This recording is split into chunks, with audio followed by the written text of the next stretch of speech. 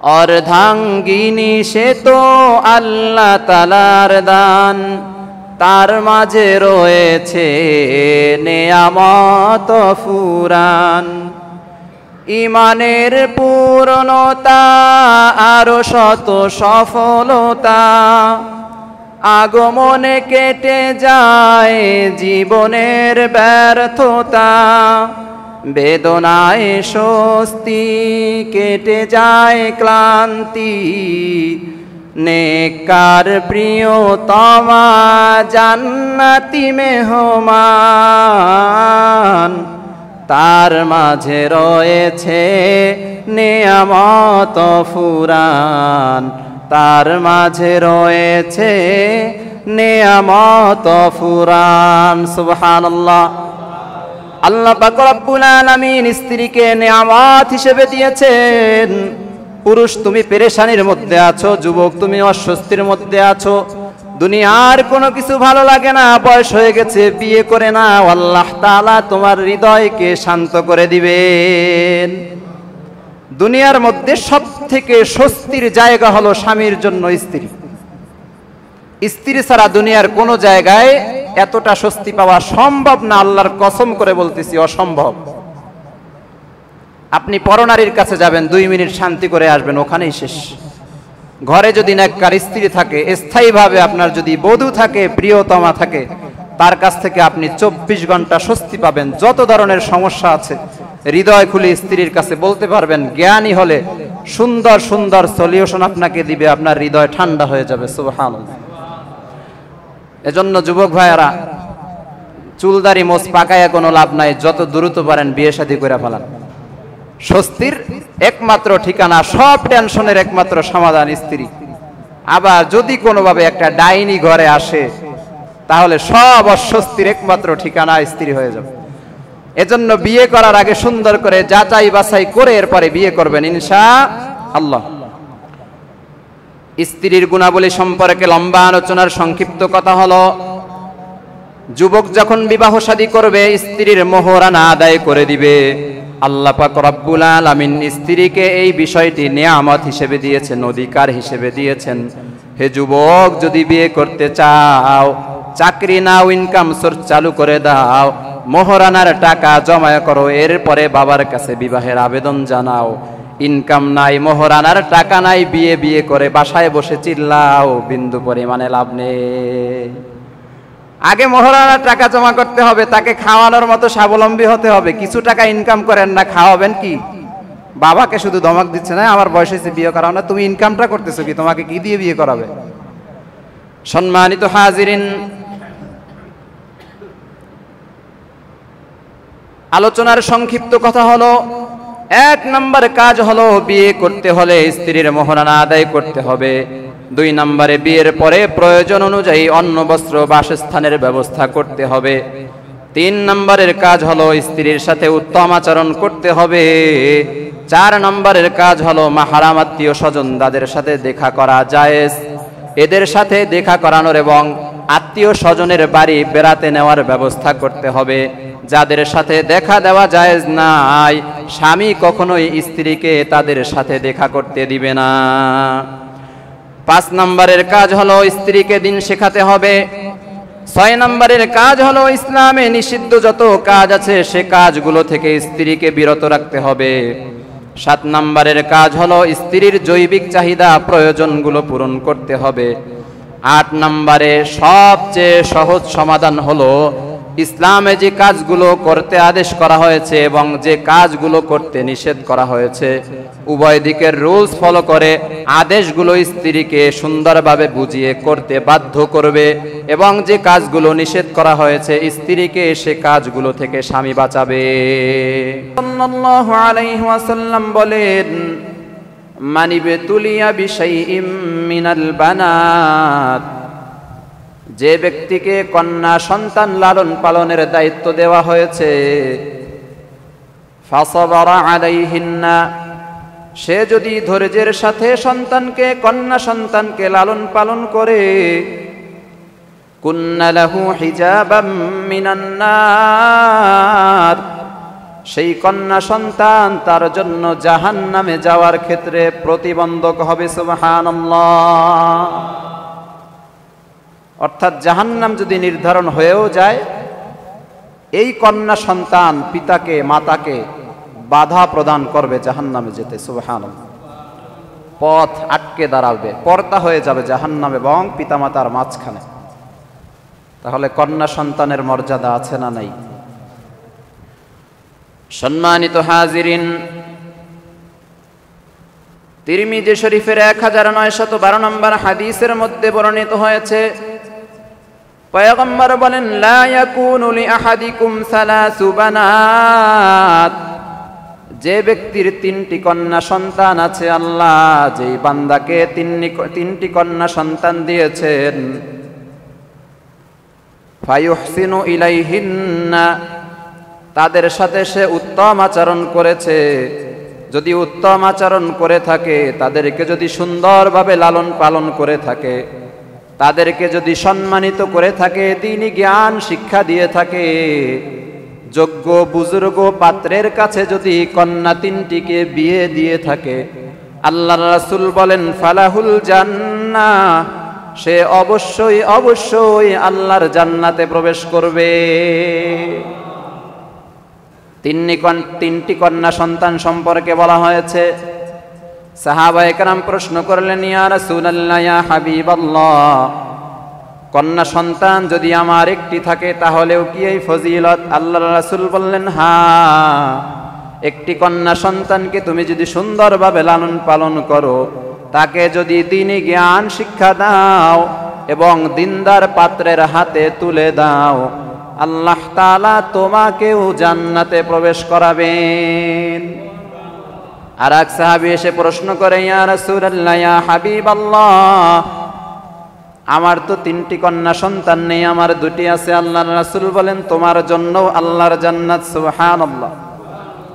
তাহলে কন্যা সন্তান 1টি হোক, 2টি হোক, 3টি হোক বা এর থেকে অধিক হোক, যদি কোনো পিতামাতা কন্যা সন্তানকে দ্বীনি শিক্ষায় শিক্ষিত করে, আদব শিখায়, তার ইজ্জতকে রক্ষা করে, ইজ্জত আবরু হেফাজত করে, যদি কন্যা সন্তানকে বড় বানায়, বালেগা বানায়, প্রাপ্তবয়স্কা বানায়, এরপরে নেককার সন্তানের হাতে, বরের হাতে যদি তুলে দেয়, নেককার বান্দার সাথে যদি বিয়ে দেয়, আল্লাহর রাসূল বলে দিয়েছেন, ওই ব্যক্তির ঠিকানা হয়ে যাবে আল্লাহর জান্নাত। এরকম অফার ছেলে সন্তানের জন্য বলা হয় নাই। এরপরেও নারীবাদীরা বলবে, আল্লাহ তাআলা এবং তার নবী নারীদেরকে অধিকার দেয় নাই। 100 সন্তান হলেও যদি সবগুলো ছেলে হয়, আপনার জান্নাতের সার্টিফিকেট নাই। 1 লক্ষ সন্তানও যদি আপনার হয়, সবগুলো যদি ছেলে হয়, এই ছেলেদের কারণে আপনার জান্নাতের সার্টিফিকেট নাই। কিন্তু 1টি কন্যা সন্তানও যদি হয়, আর তাকে যদি দ্বীন শিক্ষা দেওয়া হয়, ইসলামের বিধিবিধান শেখানো হয়, চরিত্রবান বানানো হয়, এরপরে যোগ্য পাত্রের হাতে তুলে দেওয়া হয়, আল্লাহর রাসূল সাল্লাল্লাহু আলাইহি ওয়াসাল্লাম স্পষ্ট বলে দিয়েছেন, ওই বান্দার ঠিকানা হয়ে যাবে আল্লাহর জান্নাত। সুবহানাল্লাহ। সম্মানিত হাজিরিন, এ কন্যা সন্তান যখন দুনিয়ার জমিনে আগমন হয়, আল্লাহ তাআলা রহমতের ফেরেশতাদেরকে দুনিয়াতে পাঠান। মাজমাউজ জাওয়ায়েদ নামক কিতাবের মধ্যে বর্ণনা করা হয়েছে, কন্যা সন্তান যখন দুনিয়াতে আগমন করে, রহমতের ফেরেশতারা আসমান থেকে জমিনের দিকে আগমন করেন। জমিনে আসার পরে কন্যা সন্তানের মাথার দিকে দাঁড়ায়, মাথার দিকে দাঁড়াইয়া রহমতের ফেরেশতারা রহমতের ডানাগুলো বিছিয়ে দেয়, কন্যা সন্তানকে আলোকিত করে, কন্যা সন্তানকে হাসায়, সুন্দর সুন্দর চিত্র কন্যা সন্তানদের সামনে উপস্থাপন করে। এরপরে ফেরেশতাদের পক্ষ থেকে একজন ফেরেশতা আওয়াজ দিয়ে বক্তব্য শুরু করে দেয়। ফেরেশতাদের বক্তব্য কি? ফেরেশতারা বলে, যে ব্যক্তি এই কন্যা সন্তানকে সুন্দরভাবে লালন পালন করবে, যে ব্যক্তি এই কন্যা সন্তানের ইজ্জত হেফাজত করবে, যে ব্যক্তি এই কন্যা সন্তানকে ভালোবেসে বুকের মধ্যে নিয়ে লালন পালন করবে, এই কন্যা সন্তানকে আদব শিখাবে, এই কন্যা সন্তানকে দিন শিখাবে। এরপরে এই কন্যা সন্তানকে যোগ্য নেককার ছেলের হাতে, পাত্রের হাতে তুলে দিবে, নেককার পরিবেশে বিবাহের ব্যবস্থা করবে। আল্লাহ পাক রব্বুল আলামিন ওই ব্যক্তির যাবতীয় সব ধরনের সমস্যা কিয়ামত পর্যন্ত সমাধান করে দিবে। সুবহানাল্লাহ। এই স্লোগান কারা দেয়? রহমতের ফেরেশতারা। কন্যা সন্তান দুনিয়াতে আগমন করলেই আল্লাহর পক্ষ থেকে রহমতের ফেরেশতারা জমিনে চলে আসে। কন্যা সন্তানের মাথার কিনারায় দাঁড়াইয়া একের পরে এক সুন্দর সুন্দর বক্তব্য দিতে থাকে, ফজিলত বর্ণনা করতে থাকে। সুবহানাল্লাহ। এজন্য জীবনের সব সমস্যার সমাধান যদি আমরা চাই, তাহলে কন্যা সন্তানকে সঠিকভাবে লালন পালন করতে হবে। অনেক মানুষ এসে দোয়া চায়, হুজুর আমার সন্তানটা ড্যান্সার, নাচতে পারে, হুজুর দোয়া করবেন। আমার সন্তান, আমার কন্যা সুন্দর করে নাচতে পারে, সুন্দর গান গাইতে পারে, আমার সন্তানের জন্য দোয়া করবেন। লজ্জায় মাথা নত করে ফেলি। কিসের জন্য দোয়া চাচ্ছে? কোন কাজের জন্য দোয়া চাচ্ছে? এতটুকু বলতে পারে না, আমার ছোট্ট সন্তানটা সূরা ফাতিহা মুখস্থ করেছে, আমার ছোট্ট সন্তানটা নবী মুহাম্মদ আরবির নাম মুখস্থ করেছে, আমার ছোট্ট সন্তানটা এত এত সূরা পারে, এত এত দোয়া পারে। না না, অনেক জায়গায় দেখা যায় সন্তানকে দ্বীনি শিক্ষার টুটা ফাটাও শিক্ষা দেয় না। জাগতিকভাবে সন্তানকে জাহান্নামের পথে পিতামাতারা হাঁটাচ্ছে। নাউযুবিল্লাহ। দুনিয়াবি শিক্ষা দিয়ে, নাচ গান ইত্যাদি শিক্ষার মাধ্যমে সন্তানের জাহান্নামের পথ পিতামাতা প্রশস্ত করে দিচ্ছে। এতটুকু খবর নাই যে এই সন্তানই আমাদেরকেও জাহান্নামে টেনে নিয়ে যাবে। সম্মানিত হাজিরিন, এজন্য আমাদেরকে সতর্ক হতে হবে। কন্যা সন্তান দুনিয়াতে আসলে মন খারাপ করা যাবে না। অনেক বাবারা মাদেরকে গালিগালাজ করে, তোকে বিয়ে করে আমি শেষ হয়ে গেছি। কারণ কি? একের পরে এক কন্যা সন্তান। আমি চাই ছেলে সন্তান, কিন্তু বারবার হয় কন্যা সন্তান। অনেক পুরুষ মা বোনদেরকে মারামারি করে, গালাগালি করে, তুই চলে যা, তোকে রাখবো না। অপরাধ একটাই, কন্যা সন্তান কেন জন্ম দিলি? ভালো করে বুঝবেন, কন্যা সন্তান জন্ম দেওয়ার ক্ষমতা মা বাবার আছে নাকি? সন্তান দেওয়ার মালিক কে?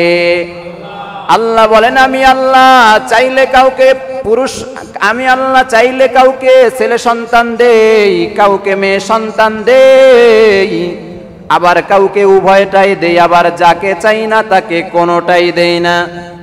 দুনিয়াতে অনেক মানুষ আছে একটি সন্তানের জন্য চোখের পানি ছেড়ে দোয়া চায়, হুজুর আমার জন্য দোয়া করবেন, অনেক বছর হয়ে গেছে বিবাহ করেছি, সন্তানের খবর নাই। আর কিছু মানুষ সন্তান পাওয়ার পরেও নেমো খারামি করতেছে, বলে কন্যা সন্তান লাগবে কি জন্য? কন্যার ফজিলত আছে না নাই? যার ঘরেতে জন্ম নিল প্রথম শিশু কন্যা, তার ঘরেতে আল্লাহ ছড়ান রহমতান্না। কন্যা শিশুর বরকতে রব খোলে দুয়ার জান্নাহ, সেই আনন্দে আরো সে বয় মহা খুশির বন্যা। সুবহানাল্লাহ। কন্যা সন্তান দুনিয়াতে যখন আগমন হয়, আল্লাহ পাক রব্বুল আলামিনের রহমতের ফেরেশতারা আনন্দিত হয়ে যায়। ওই ঘরের উপরে আল্লাহ তাআলা অধিক পরিমাণে রহমত বর্ষণ করতে থাকেন। এজন্য সম্মানিত হাজিরিন, কন্যা সন্তান আমাদের জন্য গজব নয়, কন্যা সন্তান আমাদের জন্য খারাপ নয়, কন্যা সন্তান আমাদের জন্য রহমত। এজন্য কন্যা সন্তান পেলে আমাদের রাগান্বিত হওয়াটা হবে বোকামি। ভালো করে আমরা লালন পালন করব, দ্বীনি শিক্ষায় শিক্ষিত করব, এরপরে যোগ্য ব্যক্তির হাতে তুলে দিব। এখন তো সব লাগবে সরকারি চাকরি, মানে সরকারি চাকরি ছাড়া এখন আর মুসলমানের সন্তানদেরকে বিয়ে দিতে চায় না। দিনদারির দরকার নেই, সরকারি চাকরি থাকলেই হয়ে গেল। আসলে মূলত মুসলমানদের উচিত ছিল সন্তানটা দিনদার কিনা আগে দেখা। এখন মুসলমানেরা পাত্র খোঁজার জন্য মসজিদে আসে না, এখন মুসলমানেরা পাত্র খোঁজার জন্য সরকারি বিভিন্ন মন্ত্রণালয়ে দৌড়াদৌড়ি করে। আগেকার মুসলমানেরা পাত্র খোঁজার জন্য ফজরের নামাজে মসজিদে আসতো, লক্ষ্য করত কোন ছেলেটা 40 থেকে 41 দিন জামাতে ফজরের নামাজ পড়তেছে। এমন ছেলের কাছে কন্যা বিয়ে দেওয়ার জন্য কন্যার পিতামাতা প্রস্তাব দিত। আর এখন হয়ে গেছে সমাজ উল্টো পথ। দিনদারিত্বের দরকার নাই, দিনই জ্ঞানের দরকার নাই, নামাজের দরকার নাই, রোজার দরকার নাই, বেদিন হলেই হয় শুধুমাত্র যদি সরকারি চাকরিটা থাকে। এটা আমাদের জন্য বদনসিব, মুসলমানদের জন্য বদনসিব। আমাদের মগজকে ইহুদি খ্রিস্টানরা ধোলাই করে আসল জিনিস আমাদের মগজ থেকে বের করে পচা দুর্গন্ধ জিনিস ঢুকিয়ে দিয়েছে। সম্মানিত হাজিরিন, মুসলমানদের তাকাতে হবে আখিরাতের দিকে, তবে দুনিয়াও বাদ দেওয়া যাবে না। পাত্রের অবশ্যই ইনকাম থাকতে হবে, চলার মতো টাকা পয়সা থাকতে হবে, কিন্তু দুনিয়াকে প্রাধান্য দিয়ে আখিরাতকে বাদ দিয়ে আখিরাতকে মাইনাস করে আপনি যদি শুধুমাত্র সরকারি চাকরি দেখে, দিনদার না দেখে একটা পাত্রের হাতে আপনার কন্যাকে তুলে দেন, এরকম চলতে চলতে সংসারটা বেদিনে পরিণত হবে, পরবর্তী প্রজন্মগুলো নষ্ট হয়ে যাবে, আসল ঠিকানা জান্নাত হবে না। দুনিয়াতে ভালো খাইবে, ভালো থাকবে, সুন্দরভাবে ঘোরাফেরা করবে, কিন্তু আখিরাত বরবাদ হয়ে যাবে। মৃত্যু হতে দেরি, দেখা যাবে জাহান্নামী হতে দেরি হবে না। এজন্য সাবধান হতে হবে আমাদেরকে।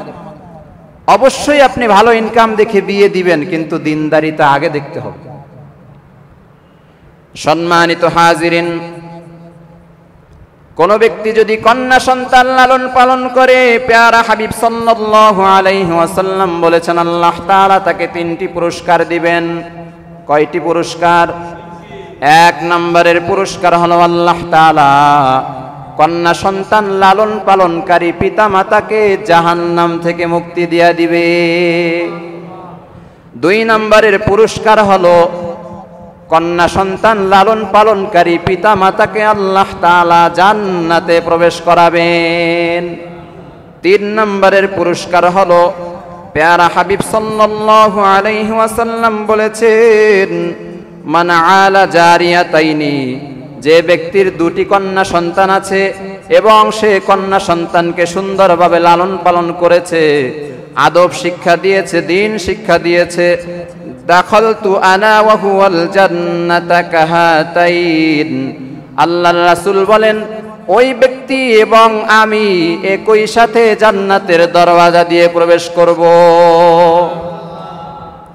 এখানেই শেষ নয়, আল্লাহর রাসূল বলেন ওয়া আসারা বিইসবাইহি, 2টি আঙ্গুল যেমনি ভাবে পাশাপাশি থাকে, হাতের 2টি আঙ্গুল যেভাবে লেগে লেগে থাকে, আমি পয়গম্বর 2 সন্তান 2 কন্যা সন্তানকে দ্বীনি শিক্ষায় শিক্ষিতকারী বান্দার সাথে একই সাথে এরকম আঙ্গুলের মতো মিলে মিলে জান্নাতে প্রবেশ করব।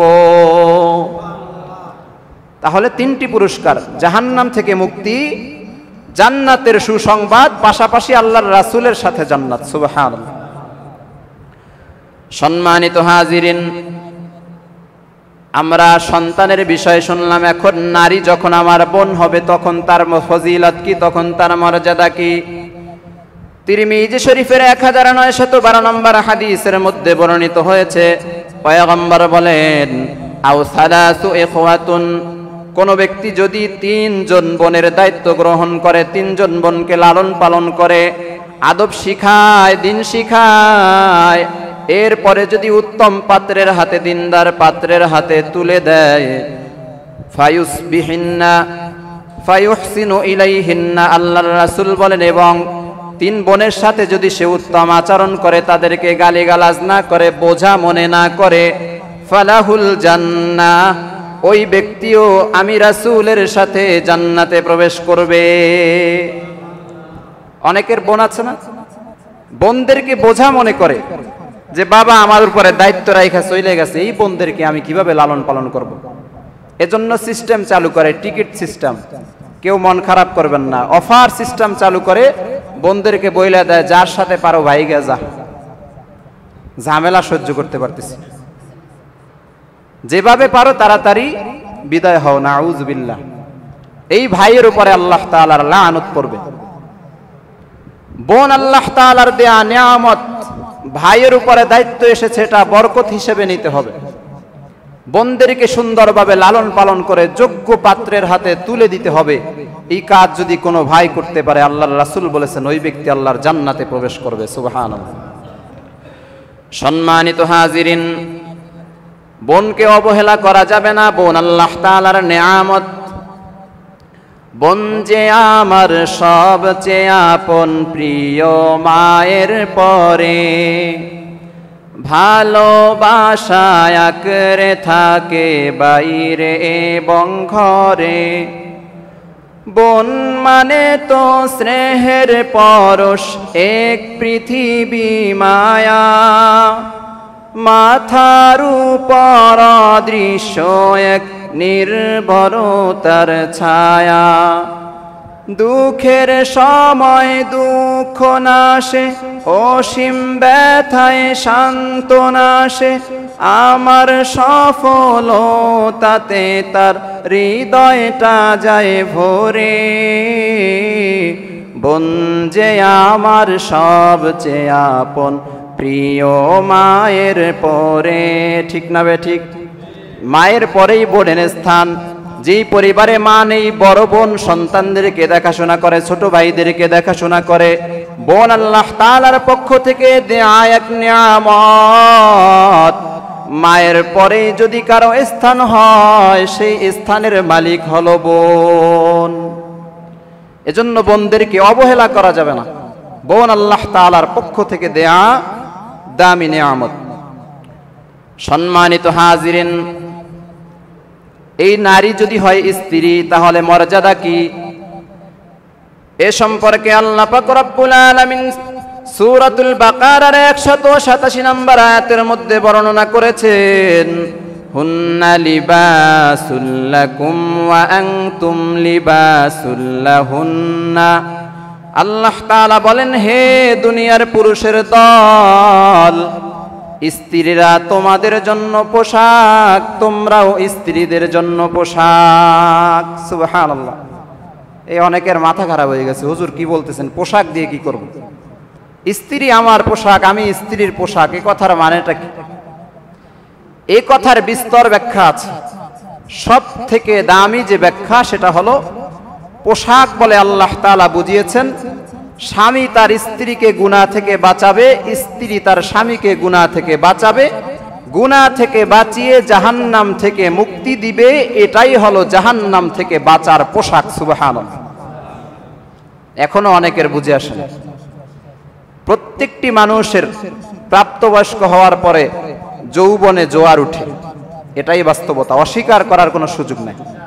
পুরুষ বলেন আর নারী বলেন, প্রত্যেকেরই যৌবনের একটি পাওয়ার আছে, প্রয়োজনীয়তা রয়েছে।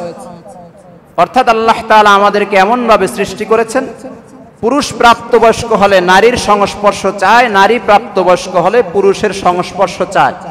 মনে মনে এ ধরনের চাহিদা জাগ্রত হয়। এটা কি দুনিয়ার মানুষ দিছে না আল্লাহ প্রদত্ত? আল্লাহ তাআলাই দিয়েছেন। একে অপরকে প্রয়োজন, অর্থাৎ পুরুষের জন্য স্ত্রী প্রয়োজন, স্ত্রীর জন্য স্বামী প্রয়োজন। স্বামী ছাড়া স্ত্রী চলতে পারবে না, স্ত্রী ছাড়া স্বামী চলতে পারবে না। এটা থেকে যদি আলাদা থাকা হয় তাহলে বিপদগামী হতে হবে। 3 নাম্বার সমস্যা হয়ে যাবে, সেটা কি? জিনা হয়ে যাবে। তাহলে গুনাহ থেকে বাঁচার মেডিসিন, অর্থাৎ পরনারীর দিকে তাকানো, পরনারী স্পর্শ করা, পরনারী ব্যবহার করা থেকে বাঁচানোর একমাত্র মেডিসিন হলো পুরুষের জন্য স্ত্রী। নারীকে জাহান্নাম থেকে বাঁচানোর জন্য, গুনাহ থেকে বাঁচানোর জন্য, পরপুরুষ থেকে বাঁচানোর জন্য নারীর জন্য একমাত্র মেডিসিন হলো স্বামী। দুজন দুজনের পরিপূরক। এরা স্বামী স্ত্রী একে অপরকে যেই সমস্ত বিষয়গুলো, যেই সমস্ত জিনিসগুলো দিতে পারবে, পৃথিবীর আর কেউ দিতে পারবে না। মা বাবা সবচেয়ে আপন, স্বামী স্ত্রীর কোনো কাজে আসবে না। ভাই বোনেরা আপন, স্বামী স্ত্রীর কোনো কাজে আসবে না। ব্যক্তিগতভাবে এই দুই ব্যক্তির মাঝে আল্লাহ তাআলা এমন এক সম্পর্ক দিয়েছেন, যেই সম্পর্ক অন্য কেউ পূরণ করতে পারবে না, সম্ভব না। এটা শুধুমাত্র দুজনের জন্য নির্ধারিত। তো এই যে স্বামী স্ত্রীকে বাঁচালো গুনাহ থেকে, স্ত্রী স্বামীকে গুনাহ থেকে বাঁচালো, এই গুনাহ থেকে বাঁচিয়ে যে জাহান্নাম থেকে বিরত রাখলো, জাহান্নামের আগুন যে আপনাকে স্পর্শ করতে পারবে না, আমাকে স্পর্শ করতে পারবে না, এই জাহান্নাম থেকে বাঁচার যে পোশাক আল্লাহ তাআলা আমাদেরকে দিয়েছেন সেটা হলো স্বামীর জন্য স্ত্রী, স্ত্রীর জন্য স্বামী। সুবহানাল্লাহ। এখন আর ধোঁয়াশা আছে? আল্লাহ যে বলেছেন স্বামী স্ত্রীর পোশাক, স্ত্রী স্বামীর পোশাক। চরিত্র হেফাজতের মেডিসিন, স্বামীর জন্য স্ত্রী, স্ত্রীর জন্য স্বামী। সম্মানিত হাজিরিন, এই পোশাকের সাথে খারাপ আচরণ করা যাবে না। আল্লাহ তাআলা স্বামীর জন্য স্ত্রীকে পোশাক বানিয়ে দিয়েছেন, এই পোশাকের সাথে খারাপ আচরণ করতে নিষেধ করা হয়েছে। সূরাতুন নিসার 19 নম্বর আয়াতের মধ্যে আল্লাহ পাক রব্বুল আলামিন বলেন, ওয়া আশিরুহুন্না বিল মারুফ। হে পুরুষ, তোমরা নারীদের সাথে, স্ত্রীদের সাথে সুন্দর আচরণ করো, বিনয়ী আচরণ করো, নরম আচরণ করো। ফাইন কারিহতুমুহুন্না ফাআসা, তোমরা যদি তাদেরকে অপছন্দ করো, আন তাকরাহু শাইআন, তবে তোমরা এমন এক জিনিস অপছন্দ করেছো। কোন জিনিস? ওয়াজাআলাল্লাহু ফীহি খায়রান কাসীরা, যাতে আল্লাহ তাআলা অনেক অনেক কল্যাণ নিহিত রেখেছেন। সুবহানাল্লাহ। এই আয়াতের মধ্যে আল্লাহ তাআলা প্রথম যে বক্তব্যটি দিয়েছেন সেটা হলো, স্বামীরা তোমরা স্ত্রীদের সাথে খারাপ আচরণ করবে না। স্ত্রীদের সাথে খারাপ আচরণ করে এরকম পুরুষ আমাদের সমাজে তো নাই বললেই চলে। আছে না নাই? আমরা অনেকেই আছি, এজন্য চুপ মেরে আছি, হুজুর বললেই তো বাইজে গেলাম। আল্লাহর পক্ষ থেকে নির্দেশনা এসেছে স্ত্রীদের সাথে তোমরা খারাপ আচরণ করো না। এখন অনেকে বলবে, হুজুর আমাদের স্ত্রীরা বেমালা খারাপ, আমাদের সাথে ক্যাটক্যাট করতেই থাকে, শুধু ঝগড়া করতেই থাকে। আগে নিজের দোষটা দেখার চেষ্টা করেন, আমি কতটুকু ভালো। স্ত্রীকে খারাপ বলার আগে দেখেন যে আমি কতটুকু ভালো, আমি কয়টা ভালো কাজ করি, আমি তার সাথে কতটুকু ভালো আচরণ করি, আমি তাকে কতটুকু সময় দিই, আমি তাকে কতটুকু ভালোবাসি। এই বিষয়টা আগে দেখতে হবে, এরপরে নারীকে খারাপ বলার চেষ্টা করেন। দেখা গেল প্রথম দোষী হলো আমরা তাদেরকে যথাযথ মূল্যায়ন করি না, সময় দেই না, ভালোবেসে সুন্দরভাবে কথা বলি না, তাদের দোষগুলো ঢেকে রাখার চেষ্টা করি না, সব সময় চড়াং চড়াং আচরণ করতেই থাকি। পরবর্তীতে রিপ্লাই হিসেবে আর কি দিবে আমাদেরকে? সম্মানিত হাজিরিন, আল্লাহ পাক রব্বুল আলামিন আয়াতের দ্বিতীয় অংশের মধ্যে বলেছেন, তোমরা যদি তাদেরকে অপছন্দ করো, তবে হয়তোবা তোমরা এমন জিনিস অপছন্দ করতেছো যেই জিনিসের মধ্যে আল্লাহ তাআলা অধিক পরিমাণে কল্যাণ রেখেছেন, সফলতা রেখেছেন। অর্থাৎ স্ত্রীদের মাঝে স্বামীদের জন্য আল্লাহ তাআলা অনেক অনেক সফলতা রেখেছেন। এজন্য আমাদের উচিত বাঁকাহারের নারীগুলোকে যত্ন করে রাখা, ভালোবেসে এদেরকে সময় দেওয়া। ভালো করে বুঝতে হবে, নারী জাতিকে আল্লাহ তাআলা বাঁকাহার দিয়ে সৃষ্টি করেছেন। প্রত্যেক স্ত্রীকে প্রত্যেক স্বামীর বাঁকাহার দিয়ে কিন্তু সৃষ্টি করেন না, এই ভুল ধারণা সমাজে প্রচলিত আছে। বাবা আদমের হাড় দিয়ে মা হাওয়া আলাইহিস সালাতু ওয়াস সালামকে সৃষ্টি করা হয়েছে। সেই ধারাবাহিকতায় পুরুষের বাঁকাহার দিয়ে নারীর সৃষ্টি। প্রত্যেক পুরুষের বাঁকাহার দিয়ে প্রত্যেক পুরুষের স্ত্রীকে সৃষ্টি করা হয় না। তো এই বাঁকাহার দিয়ে সৃষ্টি করা হয়েছে, বাঁকাহারটা কার থেকে নেওয়া হয়েছে? কথা বলেন না? বাবা আদম থেকে। তাহলে অপরাধী, আসল অপরাধী কে? আমরা তো বসে আছি, আমরাই তো অপরাধী। বাঁকাহার তো আমাদের। তাহলে গালিগালাজ কেন করেন? বকাঝকা কেন করেন? বাঁকা বাঁকা কেন বলেন? হাড় তো আমাদের শরীরের অংশ। সম্মানিত হাজিরিন, পয়গম্বরে আরবি সাল্লাল্লাহু আলাইহি ওয়াসাল্লাম তিরমিজি শরীফের হাদিসের মধ্যে বর্ণনা করেছেন, আল্লাহর রাসূলের হাদিস বর্ণিত হয়েছে তিরমিজি শরীফের 1163 নম্বর হাদিস, ইস্তাউসু বিন নিসাই খায়রান। প্যারা হাবিব বলেছেন, তোমরা তোমাদের স্ত্রীদের সাথে সব সময় উত্তম আচরণ করার চেষ্টা করো। স্ত্রী আল্লাহর রাসূলেরও ছিল, তারাও বাঁকা ছিল, তারা যে একদম সোজা ছিল বিষয়টা তা না। আল্লাহর রাসূলও তাদের সাথে উত্তম আচরণ করেছেন, যতটা সম্ভব তাদের সাথে বিনয়ী আচরণ করে। রাসূলের থেকে স্ত্রীদের সাথে ভালো আচরণ পৃথিবীর কোনো পুরুষ করতে পারে নাই, কিয়ামত পর্যন্ত পারবেও না। সুবহানাল্লাহ। সম্মানিত হাজিরিন, স্ত্রীদেরকে আল্লাহ পাক রব্বুল আলামিন এমন এক ক্ষমতা দিয়েছেন, আল্লাহর রাসূল বলে দিয়েছেন তোমরা ভালো নাকি খারাপ সার্টিফিকেট দেবে স্ত্রী। দুনিয়ার মানুষ সার্টিফিকেটের জন্য চেয়ারম্যানের কাছে দৌড়ায়, চারিত্রিক সার্টিফিকেটের জন্য, কিন্তু আল্লাহর রাসূল বলে দিয়েছেন পুরুষের সার্টিফিকেট দিবে তার স্ত্রী। পুরুষ ভালো নাকি খারাপ সার্টিফিকেট দিবে কে? চেয়ারম্যানের কাছ থেকে ভালোর সার্টিফিকেট নিলেই ভালো হতে পারবো না, স্ত্রীর কাছ থেকে সার্টিফিকেট পেতে হবে। আল্লাহর রাসূল বলেন খয়রুকুম খয়রুকুম লিনিসাইহিম, তোমাদের মধ্যে সব থেকে ভালো ওই ব্যক্তি যে ব্যক্তি তার স্ত্রীর কাছে ভালো। এখন যদি বলি, আমি চোখ বন্ধ করছি, আপনারা হাত তুলেন তো, কে কে স্ত্রীর কাছে ভালো? মানে স্ত্রীরা আপনাদের কোন কোন ব্যক্তিকে ভালোর সার্টিফিকেট দিয়েছে? 5টা হাত উঠবে কিনা সন্দেহ লাগতেছে। স্ত্রীর কাছ থেকে ভালোর সার্টিফিকেট নিতে হবে কি স্ত্রীকে সিনেমা হলে নিয়ে যাওয়ার মাধ্যমে? কথা বলে না। স্ত্রীকে সুদের ব্যবসা ধরাইয়া দেওয়ার মাধ্যমে? স্ত্রীকে সাজিয়ে গুছিয়ে বাজারে পাঠানোর মাধ্যমে? কিভাবে ভালোর সার্টিফিকেট নিব? আল্লাহ এবং আল্লাহর রাসূল যেই দিক নির্দেশনা দিয়েছেন সেগুলো স্ত্রীকে পালন করানোর মাধ্যমে, স্ত্রীর সাথে উত্তম আচরণের মাধ্যমে, ভালো ব্যবহারের মাধ্যমে স্ত্রীর কাছ থেকে সার্টিফিকেট নিতে হবে। এজন্য আপনি কত বড় ওলি, মসজিদের ইমাম সাহেব, খতিব সাহেব, কত বড় আল্লাহর ওলি, স্ত্রীর কাছ থেকে সার্টিফিকেট নিলেই ধরা খাবে। এজন্য আমাদেরকে ভালো হতে হবে, স্ত্রীর কাছে ভালো হতে হবে আগে। কারণ চারিত্রিক সার্টিফিকেট স্ত্রীর থেকে দুনিয়ার কোনো মানুষ বেশি ভালোভাবে উত্তমভাবে দিতে পারবে না, সম্ভব না। আপনি কয় ঘাটের পানি খান স্ত্রী ভালো করে জানে, চেয়ারম্যান জানে না। সেখানে গেলে টাকার বিনিময়েও সার্টিফিকেট পাওয়া যায়, স্ত্রীর কাছ থেকে টাকার বিনিময়ে ভালোর সার্টিফিকেট পাওয়া সম্ভব না। সম্মানিত হাজিরিন, স্ত্রী, অর্ধাঙ্গিনী, প্রিয়তমা, এগুলো আল্লাহ পাক রব্বুল আলামিনের এক নেয়ামত। অর্ধাঙ্গিনী সে তো আল্লাহ তাআলার দান, তার মাঝে রয়েছে নেয়ামত ফুরান। ঈমানের পূর্ণতা আরো শত সফলতা, আগমনে কেটে যায় জীবনের ব্যর্থতা।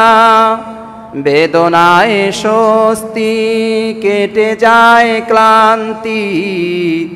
নেককার প্রিয়তমা জান্নাতি মেহমান, তার মাঝে রয়েছে নেয়ামত ফুরান, তার মাঝে রয়েছে নেয়ামত ফুরান। সুবহানাল্লাহ। আল্লাহ পাক রব্বুল আলামিন স্ত্রীকে নেয়ামত হিসেবে দিয়েছেন। পুরুষ, তুমি পেরেশানির মধ্যে আছো, যুবক তুমি অস্বস্তির মধ্যে আছো, দুনিয়ার কোনো কিছু ভালো লাগে না, বয়স হয়ে গেছে, বিয়ে করে না, আল্লাহ তাআলা তোমার হৃদয়কে শান্ত করে দিবেন। দুনিয়ার মধ্যে সবথেকে স্বস্তির জায়গা হলো স্বামীর জন্য স্ত্রী। স্ত্রী ছাড়া দুনিয়ার কোনো জায়গায় এতটা স্বস্তি পাওয়া সম্ভব না, আল্লাহর কসম করে বলতেছি, অসম্ভব। আপনি পরনারীর কাছে যাবেন, 2 মিনিট শান্তি করে আসবেন, ওখানেই শেষ। ঘরে যদি নেককার স্ত্রী থাকে, স্থায়ীভাবে আপনার যদি বধূ থাকে, প্রিয়তমা থাকে, তার কাছ থেকে আপনি 24 ঘন্টা স্বস্তি পাবেন। যত ধরনের সমস্যা আছে হৃদয় খুলে স্ত্রীর কাছে বলতে পারবেন। জ্ঞানী হলে সুন্দর সুন্দর সলিউশন আপনাকে দিবে, আপনার হৃদয় ঠান্ডা হয়ে যাবে। সুবহানাল্লাহ। এজন্য যুবক ভাইয়েরা, চুলদারি মোছ পাকায় কোনো লাভ নাই, যত দ্রুত পারেন বিয়ে শাদী করে ফেলান। স্বস্তির একমাত্র ঠিকানা, সব টেনশনের একমাত্র সমাধান স্ত্রী। আবার যদি কোনোভাবে একটা ডাইনি ঘরে আসে, তাহলে সব অস্বস্তির একমাত্র ঠিকানা স্ত্রী হয়ে যাবে। এজন্য বিয়ে করার আগে সুন্দর করে যাচাই বাছাই করে এরপরে বিয়ে করবেন ইনশাআল্লাহ। স্ত্রীর গুণাবলী সম্পর্কে লম্বা আলোচনার সংক্ষিপ্ত কথা হলো, যুবক যখন বিবাহ শাদী করবে স্ত্রীর মোহরানা আদায় করে দিবে। আল্লাহ পাক রব্বুল আলামিন স্ত্রীকে এই বিষয়টি নিয়ামত হিসেবে দিয়েছেন, অধিকার হিসেবে দিয়েছেন। হে যুবক, যদি বিয়ে করতে চাও, চাকরি নাও, ইনকাম সোর্স চালু করে দাও, মোহরানার টাকা জমা করো, এরপরে বাবার কাছে বিবাহের আবেদন জানাও। ইনকাম নাই, মোহরানার টাকা নাই, বিয়ে বিয়ে করে বাসায় বসে চিল্লাও, বিন্দু পরিমাণে লাভ নেই। আগে মোহরানার টাকা জমা করতে হবে, তাকে খাওয়ানোর মতো স্বাবলম্বী হতে হবে। কিছু টাকা ইনকাম করেন না, খাওয়াবেন কি? বাবাকে শুধু ধমক দিচ্ছে না, আমার বয়স হয়েছে বিয়ে করাও না, তুমি ইনকামটা করতেছো কি? তোমাকে কি দিয়ে বিয়ে করাবে? সম্মানিত হাজিরিন, আলোচনার সংক্ষিপ্ত কথা হলো, এক নম্বর কাজ হলো বিয়ে করতে হলে স্ত্রীর মোহরানা আদায় করতে হবে। দুই নম্বরে বিয়ের পরে প্রয়োজন অনুযায়ী অন্ন বস্ত্র বাসস্থানের ব্যবস্থা করতে হবে। তিন নম্বরের কাজ হলো স্ত্রীর সাথে উত্তম আচরণ করতে হবে। চার নম্বরের কাজ হলো মাহরাম আত্মীয় স্বজন যাদের সাথে দেখা করা জায়েজ, এদের সাথে দেখা করানোর এবং আত্মীয় স্বজনের বাড়ি বেড়াতে নেওয়ার ব্যবস্থা করতে হবে। যাদের সাথে দেখা দেওয়া জায়েজ নাই, স্বামী কখনোই স্ত্রীকে তাদের সাথে দেখা করতে দিবে না। পাঁচ নম্বরের কাজ হলো স্ত্রীকে দিন শেখাতে হবে। ছয় নম্বরের কাজ হলো ইসলামে নিষিদ্ধ যত কাজ আছে সে কাজগুলো থেকে স্ত্রীকে বিরত রাখতে হবে। সাত নম্বরের কাজ হলো স্ত্রীর জৈবিক চাহিদা প্রয়োজনগুলো পূরণ করতে হবে। আট নম্বরে সবচেয়ে সহজ সমাধান হলো ইসলামে যে কাজগুলো করতে আদেশ করা হয়েছে এবং যে কাজগুলো করতে নিষেধ করা হয়েছে উভয় দিকের রুলস ফলো করে আদেশগুলো স্ত্রীকে সুন্দরভাবে বুঝিয়ে করতে বাধ্য করবে এবং যে কাজগুলো নিষেধ করা হয়েছে স্ত্রীকে সে কাজগুলো থেকে স্বামী বাঁচাবে। এবারে আসেন, সন্তানের আলোচনা শুনলাম, কন্যা সন্তান হলে কি করতে হবে, কন্যা সন্তানের ফজিলত কি, বোনের ফজিলত কি, স্ত্রীর ফজিলত কি। এবারে আসেন মায়ের ফজিলত। নারী যখন মা তখন মায়ের ফজিলত কি? প্যারা হাবিব সাল্লাল্লাহু আলাইহি ওয়াসাল্লাম বলেছেন, আল্লাহ পাক রব্বুল আলামিন বাবার থেকে মাকে 3 গুণ বেশি অধিকার দিয়েছে। সাহাবায়ে কেরাম প্রশ্ন করতেছে, ইয়া রাসূলুল্লাহ, ইয়া হাবিবাল্লাহ, মান আবাররু, আমি কার সাথে উত্তম আচরণ করব? আল্লাহর রাসূল বলেন, উম্মুকা, তোমার মায়ের সাথে উত্তম আচরণ করবে। সাহাবী পুনরায় প্রশ্ন করে, সুম্মা মান ইয়া রাসূলুল্লাহ, তারপরে আমি কার সাথে উত্তম আচরণ করব? আল্লাহর রাসূল বলেন, উম্মুকা, তোমার মা। পরবর্তীতে আবারও সাহাবী প্রশ্ন করে, ইয়া রাসূলুল্লাহ, ইয়া হাবিবাল্লাহ, তারপরে আমি কার সাথে উত্তম আচরণ করব? আল্লাহর রাসূল বলেন, উম্মুকা, তোমার মা। চতুর্থ নম্বরে সাহাবী প্রশ্ন করে, পয়গম্বর, মায়ের সাথে উত্তম আচরণ করব বুঝলাম, তারপরে আমি কার সাথে উত্তম আচরণ করব? আল্লাহর রাসূল বলেন, তোমার বাবা। দেখা গেল এই হাদিসের ভাষ্য অনুযায়ী আল্লাহ পাক রব্বুল আলামিনের পয়গম্বর বুঝিয়ে দিয়েছেন, প্রথম নম্বরে মায়ের কথা বলেছে, দ্বিতীয় নম্বরেও মায়ের কথা বলেছে, তৃতীয় নম্বরেও মায়ের কথা বলেছে, চতুর্থ নম্বরে সে বাবার কথা বলেছে। এখানেই বোঝা যায় বাবার থেকে মায়ের গুরুত্ব 3 গুণ আল্লাহ তাআলা বেশি দিয়েছে। এরপরেও নারীবাদী নাস্তিকেরা, কুলাঙ্গারেরা ওরা স্লোগান তুলবে, ইসলাম নারীদেরকে অধিকার দেয় নাই, অধিকার থেকে বঞ্চিত করেছে। বাবাকে বলা হয় নাই 3টি পুরস্কারের কথা, 3 বার বলা হয় না বাবার সাথে উত্তম আচরণ করতে, 3 বার বলা হয়েছে মায়ের সাথে উত্তম আচরণ করতে। সম্মানিত হাজিরিন, মায়ের অনেক অনেক ফজিলত রয়েছে, সময় সংক্ষিপ্ত। মাকে আল্লাহ তাআলা অনেক দামি বানিয়েছেন, মাকে বুকে আগলে রাখতে বলেছেন। মা যখন বৃদ্ধা হয়ে যায়, সন্তানকে ছোটবেলায় মা যেমনি ভাবে বুকে রেখে লালন পালন করেছেন, তেমনি ভাবে মা বৃদ্ধা হয়ে যাওয়ার পরেও সন্তানের কাজ হলো মাকে আপন সন্তানের মতো লালন পালন করা। মা কেন এত দামি জানে না সকলে, জানতো যদি পড়তো দেখে কোরআন হাদিস খুলে। একটি হজের সব মিলে মাকে একবার দেখিলে, মা কেন এত দামি জানে না সকলে, মা কেন এত দামি জানে না সকলে। 10 মাস 10 দিনে গর্ভে ধারণ করেছিলেন মা, সহ্য করেছিল মায়ে কতই যন্ত্রণা। সেই মাকে কষ্ট দিলে, সেই মাকে কষ্ট দিলে খোদার আরো শোকাপে। মা কেন এত দামি জানে না সকলে, মা কেন এত দামি জানে না সকলে। 2 বছর পান করালো মায়ে বুকের দুধ, কোলে বুকে নিয়ে আমায় দিলেন কত সুখ। কিভাবে সে মাকে ছেলে, কিভাবে সে মাকে ছেলে মন্দ কথা বলে। মা কেন এত দামি জানে না সকলে, মা কেন এত দামি জানে না সকলে। বর্ষা শীতে মায়ের কোলে মূত্র ত্যাগ করিলে, ধৌত করে দিত মায়ে কুসুম গরম জলে। মাঘের শীতে করত গোসল, মাঘের শীতে করত গোসল, কনকনে শীতে ভুলে। মা কেন এত দামি জানে না সকলে, জানতো যদি পড়তো দেখে কোরআন হাদিস খুলে। যেই সন্তানেরা মাকে কষ্ট দেয়, মায়ের মনে আঘাত দেয়, আল্লাহ পাক রব্বুল আলামিন ও সন্তানের জন্য জান্নাতকে হারাম করে দিয়েছেন, জাহান্নামকে ওয়াজিব করে দিয়েছেন। উপস্থিত সন্তানেরা, যারা মাকে কষ্ট দিয়েছো, মায়ের পা ধরে ক্ষমা চাইবা, নতুবা দুনিয়া এবং আখিরাত উভয়টাই নষ্ট হয়ে যাবে। সম্মানিত হাজিরিন, মাকে অধিকার দিয়েছে কি দেয় না ইসলাম? ভালো করে আমাদেরকে বুঝতে হবে। 5 নম্বর কথা হলো, আমরা তো আত্মীয় স্বজন সম্পর্কে লম্বা আলোচনা শুনছি। এখন কোন নারী যদি আমার সন্তানও না হয়, মাও না হয়, বোনও না হয়, স্ত্রীও না হয়, অপর ব্যক্তি, প্রতিবেশী, অনাত্মীয়, তার সম্পর্কে ইসলাম কি বলেছে? তাকে মর্যাদা দিতে হবে কি হবে না? এ সম্পর্কে পেয়ারা হাবিব সাল্লাল্লাহু আলাইহি ওয়াসাল্লামের সাহাবীর ঘটনা।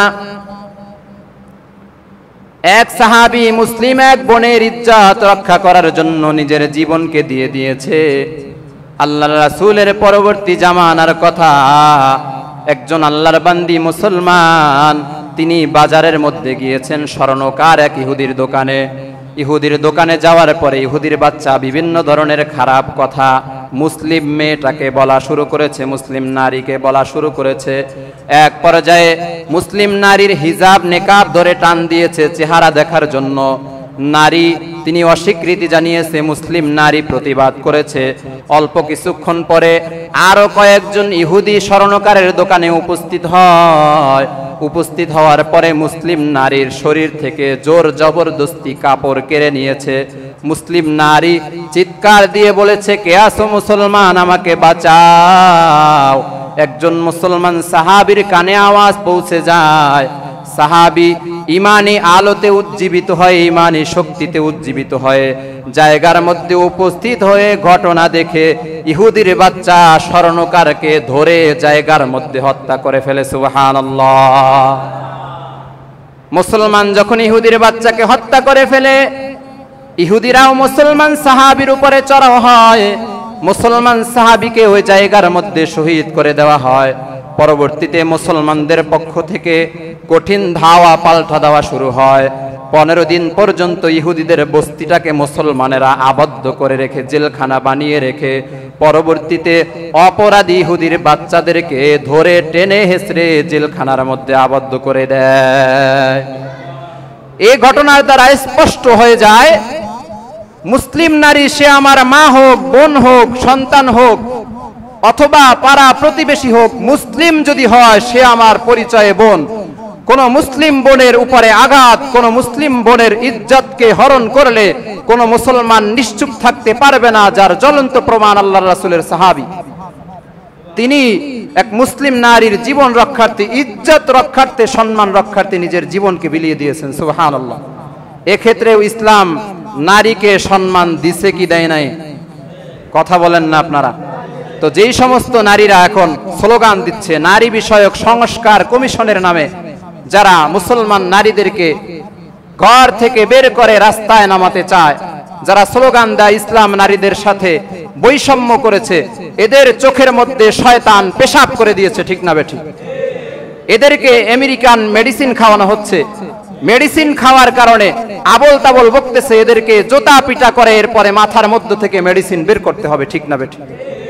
এরা আবার স্লোগান দিচ্ছে যে ইসলাম নারীর সাথে বৈষম্য করেছে, সন্তানদেরকে, পুরুষ সন্তানদেরকে পিতার সম্পদ ডাবল দিয়েছে, নারীকে অর্ধেক দিয়েছে। এই গাধাগুলো একটু চিন্তা করে না, পুরুষকে ডাবল দিয়েছে কিন্তু সমস্ত খরচ পুরুষের হাতে দিয়েছে, নারীর হাতে কোনো খরচ আল্লাহ তাআলা দেন নাই। যার কারণে দিন শেষে নারীর কাছে যদি 5 টাকা থাকে 5 টাকাই পরিপূর্ণ থাকে, 1 টাকাও খরচ হয় না। পুরুষের কাছে যদি 50 টাকাও থাকে দিনের শেষে 50 টাকা পুরোটাই খরচ হয়ে যায়।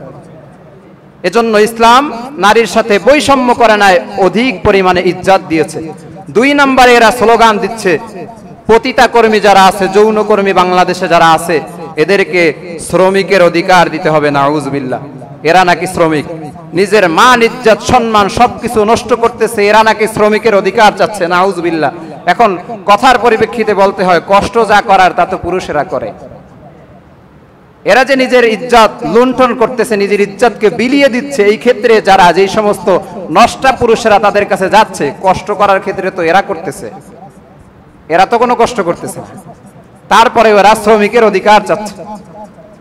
স্পষ্ট কথা হলো, লজ্জাহীনতা, পতিতাবৃত্তি, যৌনকর্মী, এই যে যেই সমস্ত কাজগুলো করতেছে, নিজের ইজ্জতকে বিলীন করে দিচ্ছে, এটা ইসলামের দৃষ্টিকোণ থেকে সবথেকে জঘন্য কাজ। বাংলাদেশের সরকারের দায়িত্ব হলো বাংলাদেশের সমস্ত পতিতালয়গুলো ভেঙে ওই জায়গাগুলোকে পরিষ্কার করে জায়গাগুলোর মধ্যে মাদ্রাসা করা দরকার, ঠিক না বেঠিক? আর পতিতা কর্মী যারা আছে এদের জন্য কর্মসংস্থানের ব্যবস্থা করতে হবে। আপনি বাংলাদেশের রাষ্ট্র ক্ষমতায় বসে এরপরে পতিতাবৃত্তির লাইসেন্স দিচ্ছেন, আপনার মতো জঘন্য ব্যক্তি আর একটাও নাই। এই যে সমস্ত পতিতারা খারাপ কাজ করে, যেই সমস্ত গুনাহ অর্জন করতেছে, বাংলাদেশ সরকার সমানভাবে এই গুনাহের ভাগ পাচ্ছে। এজন্য এদেরকে ইজ্জত নষ্ট করার জন্য পতিতালয় খুলে দিবেন না, এদের জন্য কর্মসংস্থানের ব্যবস্থা করো। আল্লাহ তাআলা আমাদেরকে যেন সঠিক বুঝদান করে, সকলে বলি আমিন। আরেকটি বিষয় বলবেন যে হুজুর, নারীদেরকে তো আল্লাহ তাআলা ঘরে থাকতে বলছে, পর্দা করতে বলছে, তাহলে এদের কি কোনো কাজ কাম নেই? এরা কি কোনো কাজ কাম করবে না? আমাদের ডাক্তারের প্রয়োজন, ইঞ্জিনিয়ারের প্রয়োজন, শিক্ষিকার প্রয়োজন, কত কিছু প্রয়োজন, এগুলো কি করবে না? হ্যাঁ, অবশ্যই করবে, তবে একটি মাত্র শর্ত। শর্তটা হলো পর্দা রক্ষা করে করতে হবে। আপনি সমান শিক্ষায় শিক্ষিত হন, পুরুষ উচ্চ শিক্ষা অর্জন করতেছে, আপনিও করবেন, অবশ্যই করবেন, কিন্তু আপনাকে পর্দা সহকারে করতে হবে। এখন বলবেন বাংলাদেশে পর্দার ব্যবস্থা নাই, ব্যবস্থা না থাকলে এটার জন্য সরকার দায়ী হবে, সে গুনাহগার হবে। তবে আমরা বুঝে শুনে এই গুনাহের কাজে নিমজ্জিত হব না। এজন্য সন্তানদেরকে অবশ্যই ডাক্তার বানাবো। আমরা আমার মা বোনকে নিয়ে যখন ডাক্তারখানায় যাই তখন বিপদে পড়ে যাই, কারণ মহিলা ডাক্তার খুঁজে পাওয়া যায় না অনেক হসপিটালে। এজন্য অবশ্যই মহিলা ডাক্তারের প্রয়োজন রয়েছে, শিক্ষিকার প্রয়োজন রয়েছে, প্রত্যেকটি সেক্টরে নারীর প্রয়োজন রয়েছে, তবে তাদের জন্য আলাদা ব্যবস্থাপনা করতে হবে।